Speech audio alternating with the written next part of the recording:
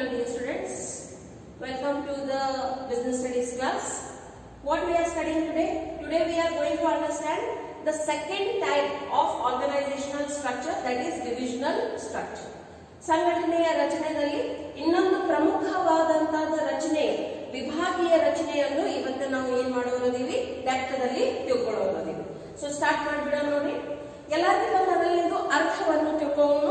That divisional structure ಅಂದ್ರೆ ಏನು?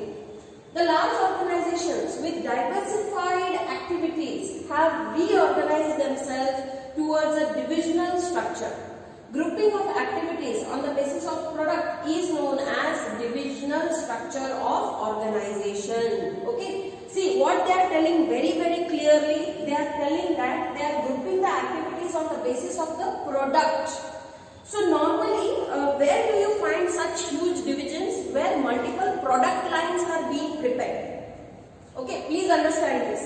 So any structure will be adopted depending upon the type of the organization. Suppose if there is an organization which provides multiple products, so then they need to adopt this kind of structure, that is the divisional structure. Can I give you an example for this? Yes. Take the example of Colgate. Okay. Now Colgate is a brand which produces so many things, but normally they are substitute to each other. Okay. Now let me give you one more larger example. Take an example of Godrej. Now Godrej is one such company which is providing multiple product lines. It is there into consumer, fast moving consumer commodity goods. It is also there into slow moving commodity goods. It is also there into some of the electronic items. Okay. So Godrej is one such company which has offered various product lines. So ಇಲ್ಲಿ ಅವರು ಏನು ಮಾಡ್ತಾರೆ ನೋಡ್ರಿ, ಅವ್ರ product the ಆಧಾರ ಮೇಲೆ depending upon the product they will create a structure in such a way which will help them in managing the organization. See, ultimately what is the main objective of learning organization? It should help in attaining the organizational goals or objectives. For that purpose only organizing is important. ಬಹುದೊಡ್ಡ ವ್ಯಾವಹಾರಿಕ ಸಂಸ್ಥೆಗಳು ವೈವಿಧ್ಯಮಯ ಉತ್ಪಾದನಾ ಚಟುವಟಿಕೆಗಳನ್ನು ಹೊಂದಿದ್ದಾಗ ಅವುಗಳ ಅಗತ್ಯಕ್ಕೆ ತಕ್ಕಂತೆ ತಮ್ಮ ಚಟುವಟಿಕೆಗಳನ್ನು ಮರು ಹೊಂದಾಣಿಕೆ ಮಾಡಿಕೊಂಡು ವಿಭಾಜನಾತ್ಮಕ ರಚನೆಯನ್ನು ಅಳವಡಿಸಿಕೊಂಡಿದೆ. ಓಕೆ, ಸೊ ಇಲ್ಲಿ ಪ್ರಮುಖವಾದ ಶಬ್ದಗಳನ್ನು ನೀವು ಏನ್ ತಿಳ್ಕೋಬೇಕು ನೋಡ್ರಿ. ಮೊದಲನೇದಂತೂ ಅದು ಬಹು ದೊಡ್ಡ ವ್ಯಾವಹಾರಿಕ ಸಂಸ್ಥೆಗಳು ಇರಬೇಕು. Okay, you cannot adopt divisional structure for small organizations. ವಿಶಾಲವಾದಂತಾದ ಏನು ಮಲ್ಟಿ ಬ್ರಾಂಡ್ ಕೊಡುವಂತ ಆರ್ಗನೈಸೇಷನ್ಸ್ ಇರ್ತಾವ, their divisional structure of organization is implemented. Okay, ಎರಡನೇ ಪ್ರಮುಖವಾದಂತಾದ ನೀವು ಏನ್ ತಿಳ್ಕೋಬೇಕು ನೋಡ್ರಿ, ದಟ್ ಅವರ ಉತ್ಪಾದನೆ ಏನಿದೆ, ಉತ್ಪಾದನಾ ಚಟುವಟಿಕೆಗಳನ್ನು ಹೊಂದಿದ್ದಾರೆ. ಓಕೆ, ಸೊ ಅವ್ರು ಏನು ಕಾರ್ಯವನ್ನು ಮಾಡ್ಲಿಕ್ಕತ್ತಾರೋ, ಏನು ಉತ್ಪಾದನೆಯನ್ನು ಮಾಡ್ಲಿಕ್ಕತ್ತಾರೋ ಅದಕ್ಕೂ ಹೊಂದುವಂಗ ಏನಾಗಿರ್ಬೇಕು, ಅವ್ರದ್ದು ಡಿವಿಷನಲ್ ಸ್ಟ್ರಕ್ಚರ್ ಆಗಿರ್ಬೇಕು. ಸೊ ಈ ರೀತಿಯಿಂದ ನೀವು ಏನು ವಿಭಾಜನಾತ್ಮಕ ರಚನೆಯನ್ನು ಮಾಡ್ತೀವಿ ಅದನ್ನ ನಾವು ಏನಂತ ಕರಿತೀವಿ, ಡಿವಿಷನಲ್ ಸ್ಟ್ರಕ್ಚರ್ ಅಂತ ಕರಿತೀವಿ. So understand this chart. ಇದಕ್ಕಿಂತ ಮೊದಲು ನೀವು ಫಂಕ್ಷನಲ್ ಸ್ಟ್ರಕ್ಚರ್ ಕಲ್ತೀರಿ ನೋಡಿ. ಆ ಫಂಕ್ಷನಲ್ ಸ್ಟ್ರಕ್ಚರ್ ದಲ್ಲಿ ಏನ್ ಕಲಿತಿದ್ರಿ, on the basis of the functions the departments are made, like sales, production, marketing, finance, accounting, like that. But ಇಲ್ಲಿ ಯಾವ ಆಧಾರ ಮೇಲೆ ಆಗಿದೆ ನೋಡ್ರಿ, the division it is depending upon the product, whatever product they are preparing. Suppose health product ಐತಿ related to health, ಈಗಂತೂ ಎಲ್ಲರೂ health conscious ಆಗಿಬಿಟ್ಟಾರು. Specially ಮೊದಲು ಇದ್ರು, ಕೊರೋನಾ ಬಂದ್ಮೇಲಾದ್ರೂ ತೀರಾ ಜಾಸ್ತಿ ಹೆಲ್ತ್ ಕಾನ್ಶಿಯಸ್ ಆಗಿಬಿಟ್ಟಾರೆ. ಸೊ ದೆನ್ ಹೆಲ್ತ್ ಒಂದು ಡಿವಿಷನ್ ಐತೆ ತಿಳ್ಕೊಳ್ಳಿ. ಅದ್ರಾಗ ಅವ್ರದ್ದಾದಂತಹ ಫಂಕ್ಷನಲ್ ಡಿಪಾರ್ಟ್ಮೆಂಟ್ಸ್ ಬೇರೆ ಬೇರೆ ಇರ್ತಾವೆ. They have their own research and development department, they have their own manufacturing department, they have their own finance department, marketing and consumer or customer service department. So depending upon the product ಅವ್ರದ ಇಡೀ ಪೂರ್ತಿ ವಿಂಗನ ಬೇರೆದಾಗಿರುತ್ತೆ. Correct. ಅದೇ ರೀತಿಯಿಂದ beauty products ನೋಡ್ರಿ, ಒಂದು ಸರ್ವೆದ ಪ್ರಕಾರ ಈಗ ಸದ್ಯ ಮತ್ತು ಬರೋ ಕಾಲದಲ್ಲಿ people are spending a lot on there beauty. Okay, first ನೋಡ್ರಿ ಕ್ರೀಮ್ ಬರಾಕತ್ತಿತ್ತು, ಆಮೇಲೆ ಆ ಕ್ರೀಮ್ ದಾಗ ಅವ್ರ ಬೈಫರ್ಕೇಶನ್ ಏನ್ ಮಾಡಿದ್ರು, ಮ್ಯಾನ್ ಅಂಡ್ ವುಮೆನ್. ಈಗ ಮತ್ತೊಂದು ಎಲ್ಲಾನು ಒಂದು ಹೆಜ್ಜೆ ಮುಂದೆ ಏನ್ ಹೋಗ್ಯಾರು, ವಯಸ್ಸಾದವರಿಗೆ ತರುಣಿದ್ದವರಿಗೆ. Okay, so this is called as product diversification. ಇದರಿಂದ ಏನಾಗ್ತೈತಿ, ಅದ ಸೇಮ್ ಪ್ರಾಡಕ್ಟ್ ಇರ್ತೈತಿ, ಸ್ವಲ್ಪ ಅದ್ರಾಗ ಮಾಡಿಫಿಕೇಶನ್ ಮಾಡಿಬಿಡ್ತಾರೆ. ಓಕೆ, ಇದರಿಂದ ಏನಾಗ್ತೈತಿ, ಆ ಒಂದು ಪರ್ಟಿಕ್ಯುಲರ್ ಏಜ್ ಗ್ರೂಪ್ಗಿನ ಅವ್ರು ಏನ್ ಮಾಡಕತ್ತಾರು, ಟಾರ್ಗೆಟ್ ಮಾಡಕತ್ತಾರ. ಮೊದ್ಲು ಒಂದ ಪೌಡರ್ ಡಬ್ಬಿ ಬರ್ತಿತ್ತು ಮನೆಗೆ, ಎಲ್ಲರೂ ಅದನ್ನ ಉಪಯೋಗ ಮಾಡ್ತಿದ್ರು. ಅಡ್ವರ್ಟೈಸ್ಮೆಂಟ್ ಅಲ್ಲಿ ಏನ್ ಹೇಳಕ್ ಚಾಲು ಮಾಡ್ಬಿಟ್ರು, ದಟ್ ಅದು ಹೂವಿನ ವಾಸನೆ ಇರುವಂತದ್ದು ಲೇಡೀಸ್ ಸಲುವಾಗಿರ್ತೈತಿ, ಜೆಂಟ್ಸ್ ಸಲುವಾಗಿ ಇರಂಗಿಲ್ಲ. ಸೊ ದೆನ್ ಅಲ್ಲಿ ವೈಲ್ಡ್ ಸ್ಟೋನ್ ಅಂತ ಬೇರೆ ಪ್ರಕಾರದ ಏನ್ ಪೌಡರ್ ಐತಿ ಅದನ್ನ ಉಪಯೋಗ ಮಾಡಿ, that is for only purely for men. So ಪ್ರತಿ ಒಂದ್ರಾಗ ಅವ್ರು ಏನ್ ಕೊಡಾಕತ್ತಾರು, ಡೈವರ್ಸಿಫಿಕೇಶನ್ ಆಫ್ ಪ್ರಾಡಕ್ಟ್ ಕೊಡಾಕತ್ತಾರ. ಇದು ಎಲ್ಲಾನು ಲಾಸ್ಟಿಗೆ ಎಲ್ಲಿ ಹೋಗಿ ಸೇರ್ಕೋತೈತಿ ನೋಡ್ರಿ, ಬ್ಯೂಟಿ ಪ್ರಾಡಕ್ಟ್ಸ್ ದಾಗ ಸೇರ್ಕೋತೈತಿ. Because whatever cosmetics you are using, they all come under the category of beauty products, and it has a huge market worldwide, not only in India, worldwide, because everybody is focusing on their looks, on their outer looks, how they are looking. Okay, whether they are badakidavaru dappagaka powder kudiyakataru, dappidavaru badakagಲಿಕ್ಕೆ, vice versa. In ಕೆಲವೊಬ್ರು muscle build up ಮಾಡ್ಲಿಕ್ಕೆ powder ಕುಡಿಯಕತ್ತಾರು. So that all comes under food category, beauty product, health product. So ಈ ರೀತಿಯಿಂದ ಏನ್ ಮಾಡ್ತಾರೆ ನೋಡ್ರಿ, product line ಆಧಾರ ಮೇಲೆ, or depending upon the wings, depending upon the diversification that they are giving into the products, ಅವ್ರು ಏನ್ ಮಾಡ್ತಾರೋ division ಮಾಡ್ತಾರೆ. ಪ್ರತಿ ಒಂದು ಡಿವಿಷನ್ಗೆ ಅವರವ್ರದ್ದು ಬೇರೆ ಬೇರೆ ಡಿಪಾರ್ಟ್ಮೆಂಟ್ಸ್ ಇರ್ತಾವೆ. So this department won't interact with this, this won't interact with this. They are working individually but are managed by the same CEO. Okay, so ಈ ರೀತಿಯಿಂದ ಏನ್ ನೀವು ಡಿವಿಷನ್ ಮಾಡ್ತೀರಿ ಅದನ್ನ ನಾವು ಏನಂತ ಕರಿತೀವಿ, ಡಿವಿಷನಲ್ ಸ್ಟ್ರಕ್ಚರ್ ಅಂತ ಕರಿತೀವಿ. ಇದು ಯಾವಾಗ ಸಾಧ್ಯ ಐತಿ? First of all, the organisation has to be huge. Second, if they are providing diverse products, different multiple kinds of products, then only it is suitable. Okay, ಈಗ ಇದರ ಅಡ್ವಾಂಟೇಜಸ್ ಏನಲ್ಲ ಅದನ್ನು ತಿಳ್ಕೊಳ್ಳಿ. Okay, now the product specialization helps in the development of varied skills in a divisional head, and this prepares him for the higher positions. ಉತ್ಪಾದನದ ವಿಶಿಷ್ಟಕರಣವು ವಿಭಾಗೀಯ ಮುಖ್ಯಸ್ಥರಿಗೆ ಬಹುಮುಖಿ ಕೌಶಲ್ಯಗಳನ್ನು ಅಭಿವೃದ್ಧಿಪಡಿಸಿಕೊಳ್ಳಲು ಸಹಾಯ ಮಾಡಿ ಅವನು ಉನ್ನತ ಹುದ್ದೆಗಳಿಗೆ ಸಜ್ಜಾಗಲು ನೇರವಾಗುತ್ತದೆ. ಓಕೆ, ಸೊ ನೋಡ್ರಿ, ಯಾವಾಗ ನಾವು ಬರೀ ಫುಡ್ ಅಂತ ಹೇಳಿದ್ವಿ, ಮೂರನೇ ನಾವು ಏನ್ ತಗೊಂಡಿದ್ವಿ, ಫುಡ್ ಇಂಡಸ್ಟ್ರಿ. ಆ ಬರೇ ಒಂದು ಫುಡ್ ಇಂಡಸ್ಟ್ರಿದಲ್ಲಿ ನೀವು ನೋಡ್ರಿ, ಈಗ ಬರೀ ಯಾವ್ದಾರ ಒಂದು ಬ್ರಾಂಡ್ ಅದ ಎಕ್ಸಾಂಪಲ್ ತಗೋರಿ. Just take the example of Nestle. Nestle is providing multiple product choices for you. Okay, so ಯಾವಾಗಲೂ ಅದ್ರಾಗ ಅದೇನು ಬರೀ ನೀವು ಒಂದು ಸಾಧಾರಣ ಕಾಫಿನ ತಗೊಂಡ್ಬಿಡ್ರಿ, ಆ ಕಾಫಿದಲ್ಲಿ ನೀವು ಸ್ಟ್ರಾಂಗ್ ಕಾಫಿ, ಲೈಟ್ ಕಾಫಿ, ಈಗ ಫ್ಲೇವರ್ಸ್ ಕೊಡಾಕತ್ತಾರ ಅವರು, ಕ್ಯಾಪಿಚಿನೋ ಕೊಡಾಕತ್ತಾರ, ಮೋಕಾ ಕೊಡಾಕತ್ತಾರ, ಲಾಟೆ ಕೊಡಾಕತ್ತಾರ. Okay, these are all flavours which are offered in coffee. So espresso ಒಂದೈತಿ. ಪಾಯಿಂಟ್ ಏನೈತಂದ್ರ, ಯಾವಾಗ ನೀವು ಒಂದ ವಸ್ತು ಮೇಲೆ ಫೋಕಸ್ ಮಾಡಕತ್ತೀರಿ, you are focusing or completely devoting yourself into one field only, ultimately you will become the one who is the head. You will become specialized into that particular aspect. So product specialization helps in the development of varied skills in a divisional head. So our division is the head adanu avundrag ಈಗ ನೋಡ್ರಿ, please ತಿಳ್ಕೊಳ್ಳಿ. Okay, ಇಲ್ಲಿ ತಿಳ್ಕೊಳ್ಳಿ, ಈ division ಅನ್ನ head ಯಾರೇ ಒಬ್ಬರೇ ಇರ್ತಾರೆ. Okay, can you tell that he will be expert in all these other departments also? Yes, he will be. Why? Because he is a kind of given the full responsibility of developing and growing that particular product, and therefore his skill sets, his varied skills in a divisional head will prepare him for higher positions. So is it possible that the one who is working here, the head who is working here in the health department, he can become tomorrow the CEO? Yes, he can. Okay, next, divisional heads are accountable for profits as revenues and costs related to different departments can be easily identified and assigned to them. ನೋಡ್ರಿ, ಯಾವಾಗ ಪೂರ್ತಿ ಹಂಚಿನ ನಿಮಗೆ ಕೊಟ್ಟು ಬಿಟ್ಟಿರ್ತಾರೋ, a certain budget allotment will also be made for your department or division. ಅದಾದ ನಂತರ ಅದಕ್ಕೆ ಸೋಲ್ ರೆಸ್ಪಾನ್ಸಿಬಿಲಿಟಿನೂ ನಿಮ್ದೇ ಇರ್ತೈತಿ.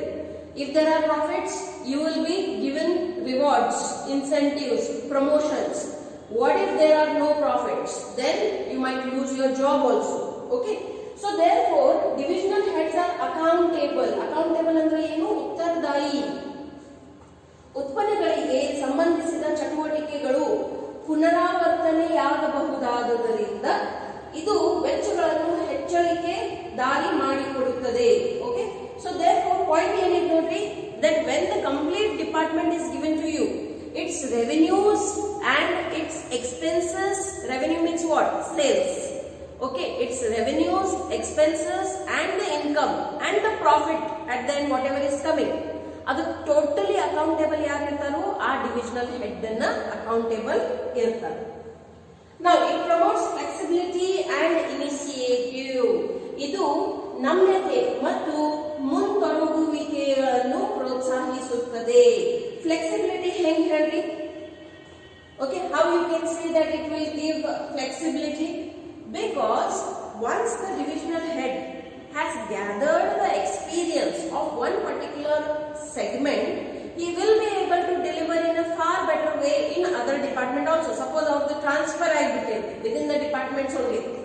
Will he be able to perform there? Yes, he will be able to perform. Why? Because it's the same atmosphere, same people, only the product line is little bit different. Okay. So it promotes for flexibility and initiation. Initiation is very important.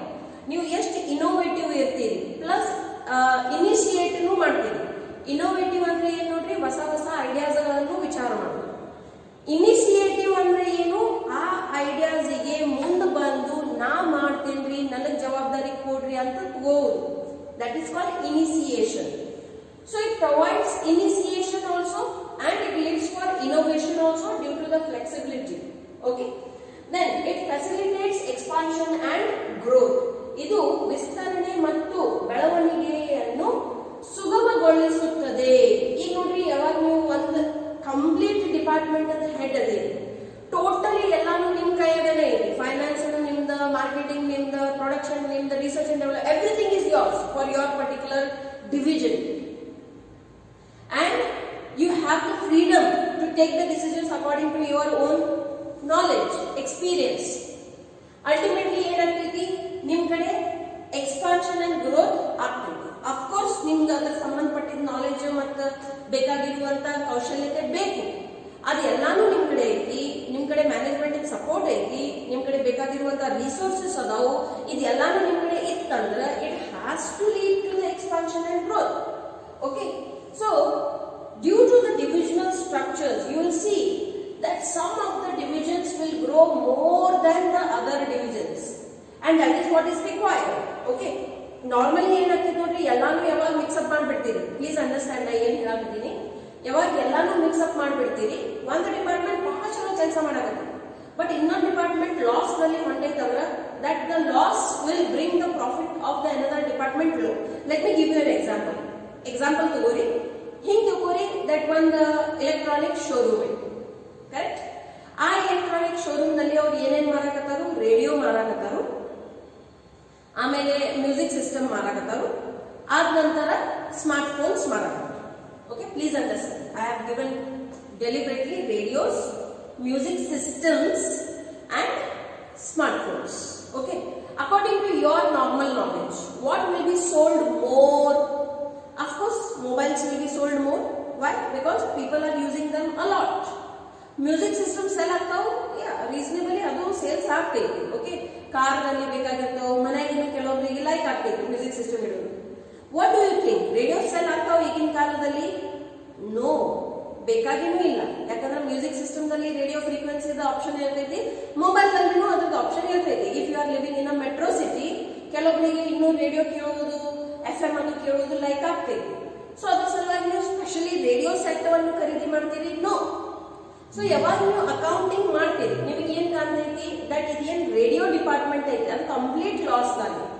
Okay, ಈಗ ಆ loss ಎಲ್ಲಿ cover ಆಗಿಬಿಡ್ತೈತಿ? ನಿಮ್ದು ಇನ್ನೊಂದು department. Suppose ನೀವು ಬೇರೆ ಬೇರೆ accounts maintain ಮಾಡಕತ್ತಿಲ್ಲ ಅಂದ್ರೆ ನಿಮಗೆ ಗೊತ್ತನೇ ಆಗಂಗಿಲ್ಲ that is this department is going through losses.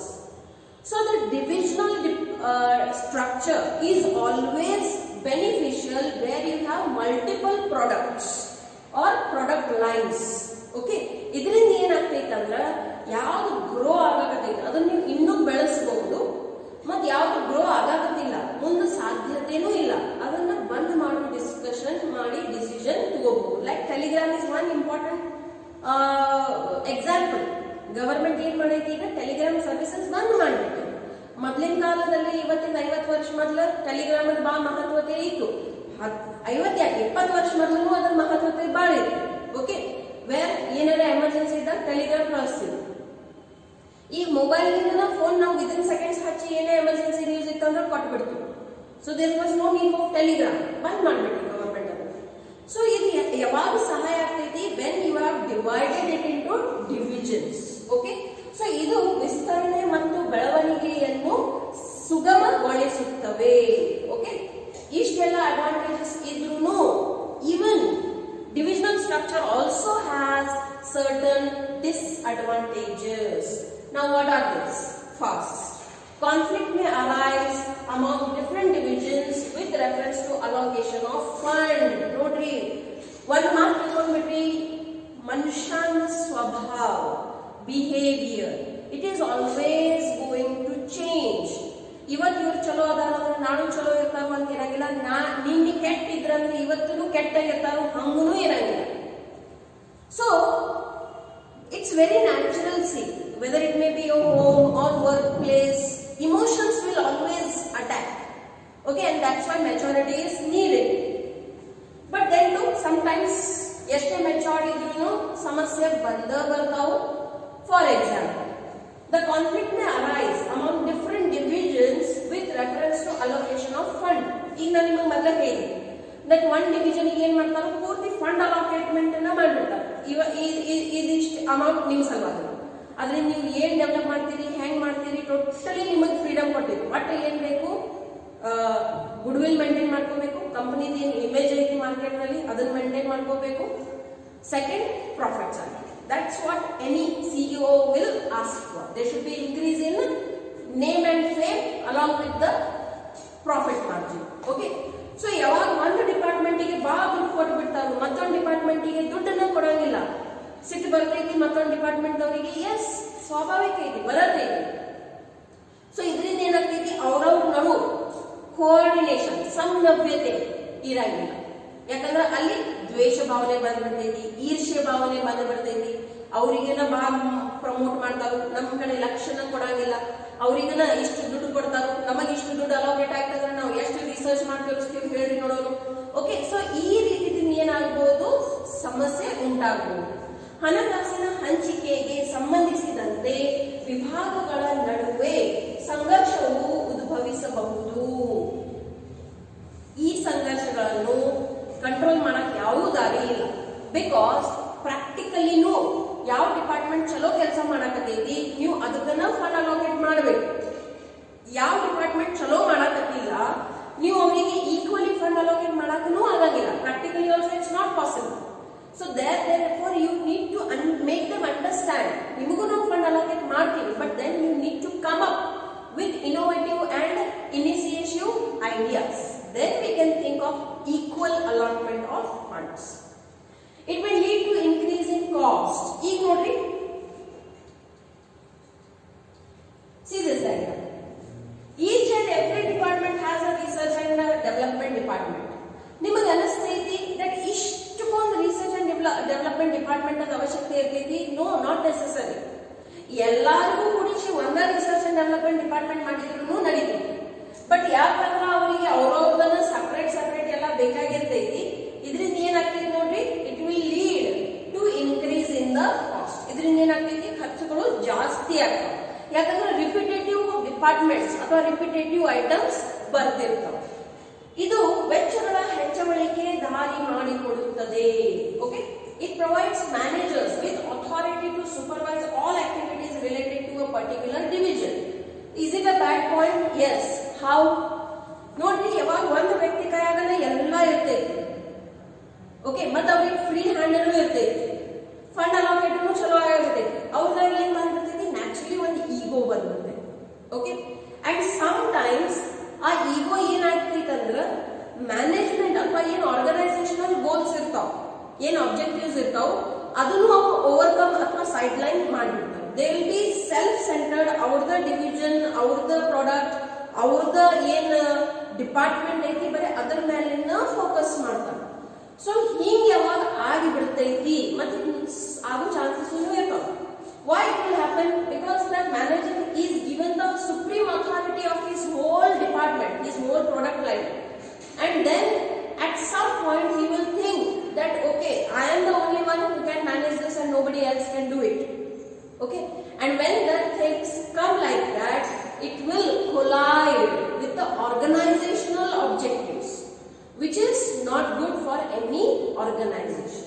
Okay, ಇದು ಒಂದು ನಿರ್ದಿಷ್ಟ ವಿಭಾಗಕ್ಕೆ ಸಂಬಂಧಿಸಿದ ಎಲ್ಲ ಚಟುವಟಿಕೆಗಳನ್ನು ಮೇಲ್ವಿಚಾರಿಸುವ ಅಧಿಕಾರವನ್ನು ವ್ಯವಸ್ಥಾಪಕರಿಗೆ ನೀಡುತ್ತದೆ.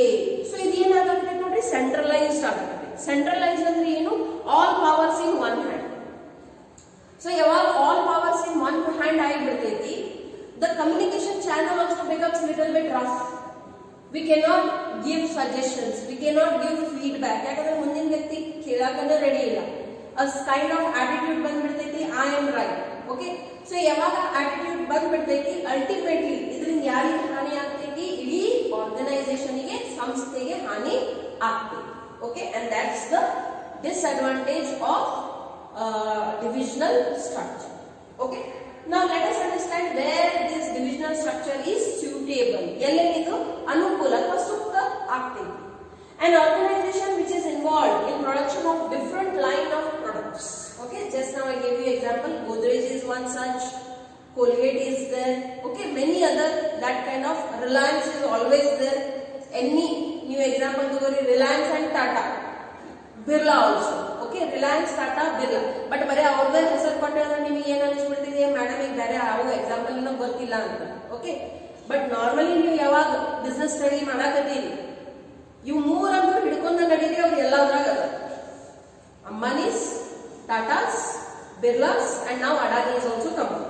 ಸೊ ಇವು ನಾಲ್ಕು ಏನು ಮಹತ್ವದ ಕಾರ್ಪೊರೇಟ್ ಹೌಸಸ್ ಅದಾವ, they have entered into every field. Airline ಅನ್ರಿ ಅದಾವ, ಫಾಸ್ಟ್ ಮೂವಿಂಗ್ ಕಮಾಡಿಟಿ ಗೂಡ್ಸ್ ಅನ್ರಿ ಅದಾವ, ಕೋಲ್ ಅಂಡ್ ನ್ಯಾಚುರಲ್ ಗ್ಯಾಸ್ ಅನ್ರಿ ಅದಾವ.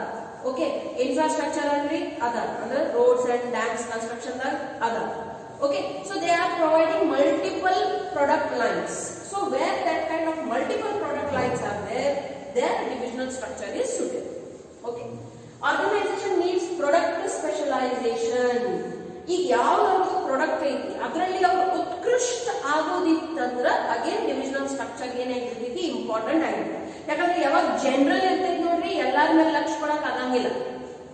ಯಾಕಂದ್ರೆ ಎಲ್ಲರಿಗೂ ಸಮಾನವಾಗಿ ಲಕ್ಷ್ಯ ಕೊಡುದಿರ್ತೈತಿ. ಬಟ್ ಯಾವಾಗ ಸ್ಪೆಷಲೈಸ್ಡ್ ಆಗಿಬಿಡ್ತೀರಿ, ಅಲ್ಟಿಮೇಟ್ಲಿ ಇಂಡಿವಿಜುವಲಿ ನೀವು ಏನ್ ಮಾಡಬಹುದು, ಫೋಕಸ್ ಮಾಡಬಹುದು. ಅದರಿಂದ ಸಂಸ್ಥೆಗೇನು ಲಾಭ ಆಗ್ತೈತಿ. ಆ ಒಂದು ಪರ್ಟಿಕ್ಯುಲರ್ ಡಿಪಾರ್ಟ್ಮೆಂಟ್ ಅಥವಾ ಪರ್ಟಿಕ್ಯುಲರ್ ಪ್ರಾಡಕ್ಟ್ ಏನಾಗ್ತೈತಿ, ಗ್ರೋ ಆಗ್ತೈತಿ.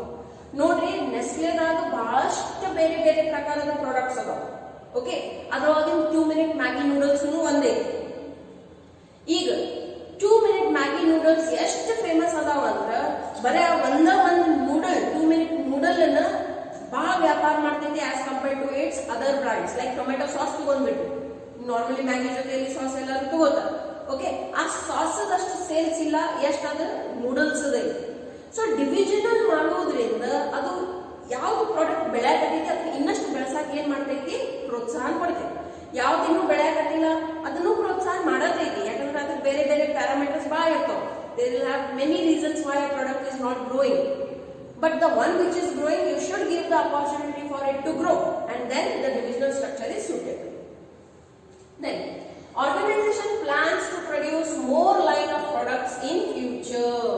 So, yaವಾಗ ನಾವು ಎಕ್ಸಾಂಪಲ್ ನೋಡ್ರಿ, ಇವತ್ತಿನ ಎಕ್ಸಾಂಪಲ್ ಬಹಳ ಚಲೋ ಐತಿ. Okay, beauty, health and food, ಈ ಮೂರು ಫೀಲ್ಡ್ ದಲ್ಲಿ, in all these 3 fields, you will see that so much diversification is available. Especially since the corona has come, everybody has started thinking of organic food. Okay, ಮತ್ತ ಏನು ಗೋಧಿ ಐತಿ, ಆ ಗೋಧಿ ಬಿಟ್ಟ ಜೋಳ, ಗೊಂಜಾಳ, ಓಕೆ, ಇಂಥವೆಲ್ಲ ಏನ್ ಸೂಪರ್ ಗ್ರೇನ್ಸ್ ಅದಾವ. These are all super grains. Okay, bajra is there, jowar is there, makka is there. These are all super grains. So now slowly people are going back to those traditional items. Wheat is good for health? No, it's not too good. Rice? Of course not. Okay, so therefore, Corona band mein, people have started drinking Ayurvedic herbal drinks, kada and all. Okay, chawanprash ತಿನ್ನಕ್ಕೆ ಚಾಲು ಮಾಡ್ಯಾರು, ಹಣ್ಣುಗಳನ್ನು ತಿನ್ನಲಿಕ್ಕೆ ಚಾಲು ಮಾಡಕತ್ತಾರು. ಈಗ soups ಅದರದ್ದು trend ಬರಾಕತ್ತೈತಿ. So ಈಗ ನೋಡ್ರಿ ಒಂದು ಘಟನೆ ಆಯ್ತು, ಅಲ್ಟಿಮೇಟ್ಲಿ ಅದನ್ನ ಏನಾಗ್ತೈತಿ, ಯಾವುದೋ ಒಂದು ಪರ್ಟಿಕ್ಯುಲರ್ ಇಂಡಸ್ಟ್ರಿ ಗ್ರೋ ಆಗಿಬಿಡ್ತೈತಿ. ಮತ್ತೆ ಏನ ಪಿಜ್ಜಾ ಬರ್ಗರ್ ಮಂದಿ ತಿನ್ನಾಕತ್ತಿದ್ರು, ಅದನ್ನ ಕಡಿಮೆ ಮಾಡ್ಯಾರು. ರೋಡ್ ಮೇಲೆ ಏನ್ ಎಂತಾದ್ರೂ ಇತ್ತಂದ್ರೂ ತಿನ್ನಕ್ ರೆಡಿ ಇದ್ರು ಮಂದಿ. Okay, they were least bothered about their health, but ನಾವ್ they are very much careful. ಬಿಂದಾಸ್ ಅಡ್ಡಾಡಕತ್ತಾರ ಈಗೂ ಮಾರ್ಕೆಟ್ದಾಗ, ಬಟ್ ಅಟ್ ಲೀಸ್ಟ್ ಏನ್ ಮಾಡಕತ್ತಾರು, ಇಂಟರ್ನಲಿ ಸ್ಟ್ರಾಂಗ್ ಅದಾರು, ಅದರ ಮೇಲೂ ಫೋಕಸ್ ಮಾಡಕತ್ತಾರ. So the right kind of food they are eating. So point ಏನೈತಂದ್ರ, when you are making the divisions, it will help you in growing that particular department. Organization plans to produce more line of products in future. Okay, ಈಗ ನೋಡ್ರಿ ಯಾವಾಗಿನ corona ಬಂತು,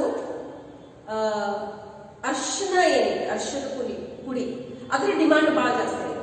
okay, ಮೊದ್ಲ ಅರ್ಶಿನದ ಹಾಲು ಯಾವಾಗ ಕುಡಿತಿದ್ರು ನೋಡ್ರಿ, ಬರೇ ಸಣ್ಣ ಮಕ್ಕಳು ಕುಡಿತಿದ್ರು, ದೊಡ್ಡವರಂತೂ ಕುಡಿಯತ್ತಿದ್ದಿಲ್ಲ.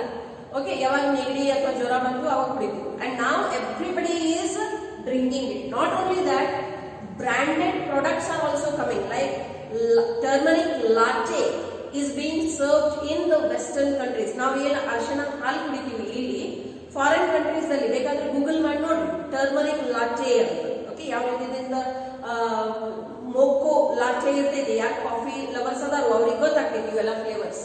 ಸೊ ಆ ರೀತಿ ಟರ್ಮರಿಕ್ ಲಾಟೆ ಈಗ serve ಆಗತ್ತೈತಿ.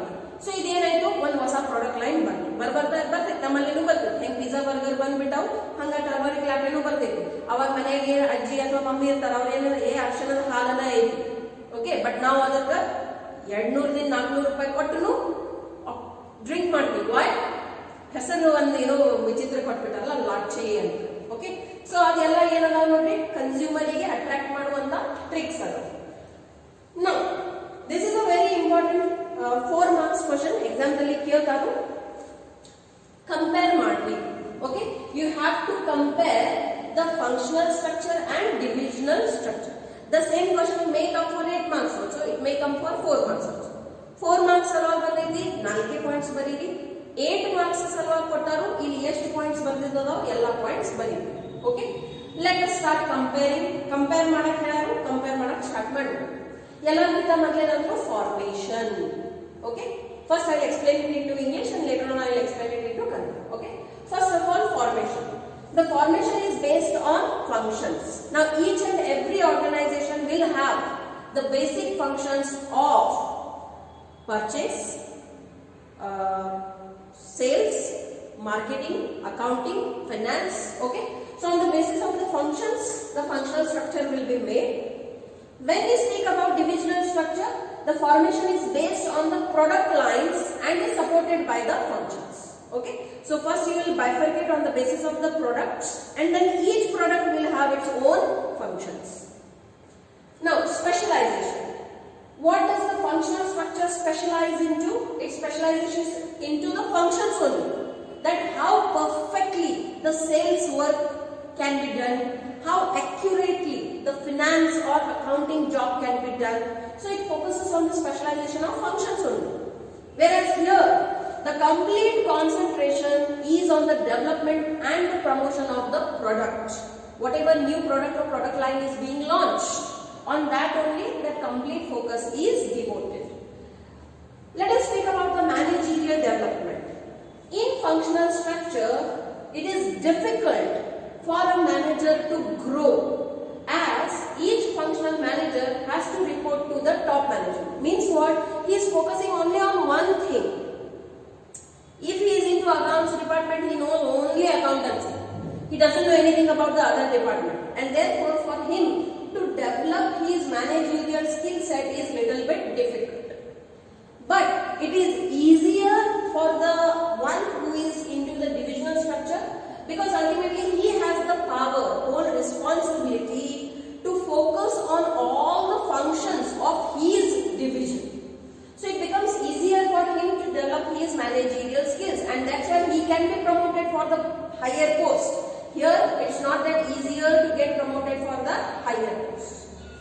So the autonomy as well as the chance to perform multiple functions helps in managerial development. Now let us speak about the cost. Everything involves cost, see. So the functions are not duplicated and hence it is economical. What do you mean by economical? Which is less costly. That is what is called as economical. Because the whole organization is divided according to the function only. No function is repeated and therefore there is no duplication of cost. Duplication means what? Same work is being done again and again, and when same work is done, ultimately the cost will increase. Here the duplication will happen. As I had told you in this class itself, each and every product will have its own research and development segment or function, which is not necessary actually. Because see, we don't do that much research and development into any product. Nirma one powder to ಎಷ್ಟು ವರ್ಷ Nirma powder ಉಪಯೋಗ ಮಾಡಕತ್ತಾರೆ ಮನೆಗೆ ಏನಿಲ್ಲದ್ರು 40 ವರ್ಷ ಆಯ್ತು ಉಪಯೋಗ ಮಾಡಕತ್ತಾರೆ. Have you seen any such development or research into that product? No, nothing as such. Okay, so actually there are few departments which do not require the duplication of the work, but even though those functions are there, then it will lead to the increase in the cost, because in each department you need to have that kind of people, the place, so rent will be there, electricities will be there, salaries will be there, maintenances will be there. This is all duplication of the job. So duplication of resources in various departments and hence it becomes costly. Okay. Now responsibility. It is difficult to fix on a department. See, I have told you in my previous class, if the sales are not increasing, okay, and the sales department goes and informs the production department that no renewing product tayar madakatini, whatever you are producing, it is not being accepted by the customer, so kindly modify. Will that department listen to the sales department? No, unless and until the order is coming from the top. So here you cannot fix the blame that due to whom the particular job is not being done properly. So it's difficult to fix on a department that okay, it was your responsibility and you need to take care. Ultimately the growth of the organization is everybody's responsibility, not only sales, not only purchase, not only the accounts or any other department. Okay, here it is easy to fix the responsibility for performance. How?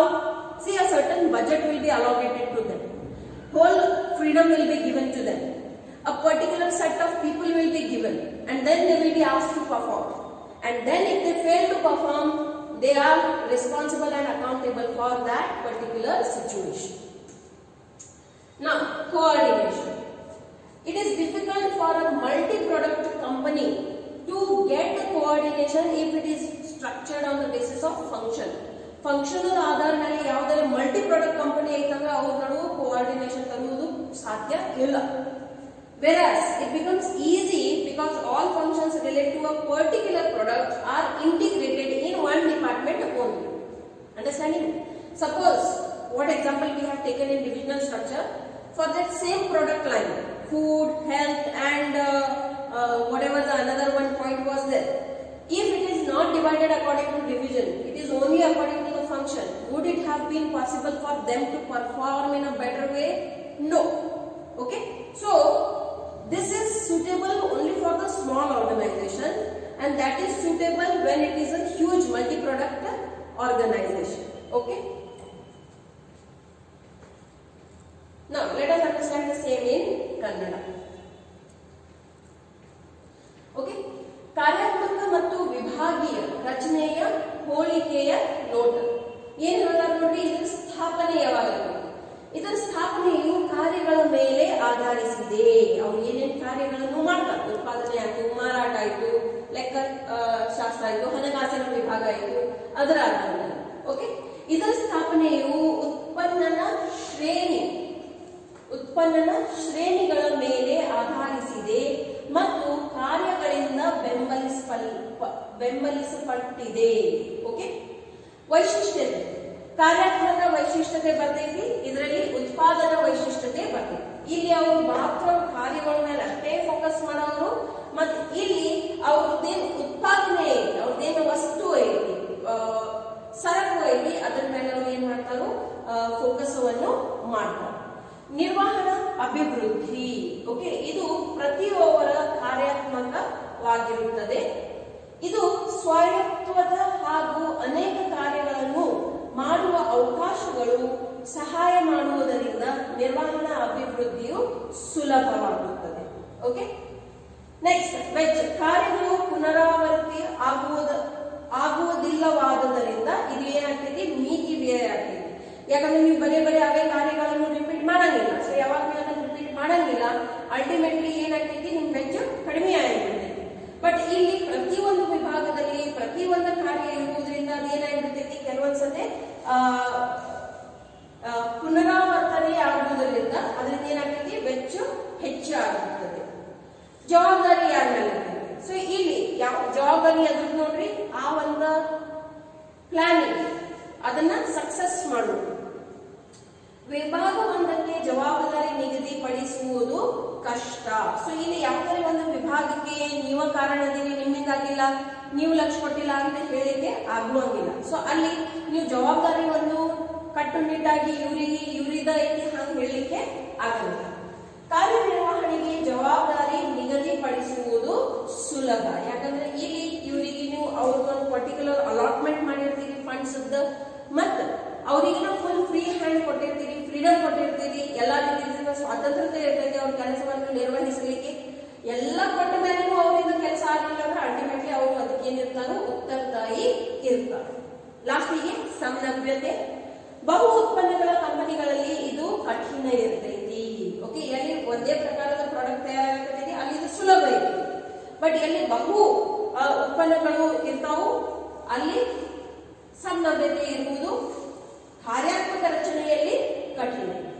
ಅದೇ ರೀತಿಯಿಂದ ನಿರ್ದಿಷ್ಟ ಉತ್ಪನ್ನಗಳಿಗೆ ಸಂಬಂಧಿಸಿದ ಎಲ್ಲ ಕಾರ್ಯಗಳನ್ನು ಒಂದು ವಿಭಾಗದಲ್ಲಿ ಒದಗಿಸಲಾಗುವುದರಿಂದ ಇದು ಏನಾಗ್ತೈತಿ, ಸುಲಭ ಆಗ್ತದೆ. Okay, so this all has been given in your textbooks also, so kindly go through it, read thoroughly. This all will come into your upcoming exams. Thank you.